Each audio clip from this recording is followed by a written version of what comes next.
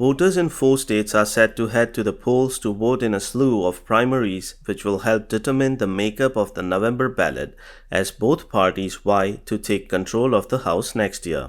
Republicans are turning their focus to a handful of races in Maine and Nevada, which will determine their party's candidate to take on some of the most vulnerable Democratic incumbents in the lower chamber. Nancy Mace faces primary challenger as part of McCarthy's Speaker Vote Revenge Tour, making her the first of the 8 Republicans who voted to oust former House Speaker Kevin McCarthy to fight for her re-election while the former GOP leader actively works against her. Mace will compete against Catherine Templeton for the GOP nomination for South Carolina's 1st congressional district. South Carolina voters will also have the opportunity to choose their favored candidate to replace Representative Jeff Duncan, who announced earlier this year he would not run for an 8th term in Congress. Among those running for his seat are State Representative Stuart Jones and local pastor Mark Burns. Voters in North Dakota will vote in their primary for the state's only House seat, which is being vacated by Representative Kelly Armstrong,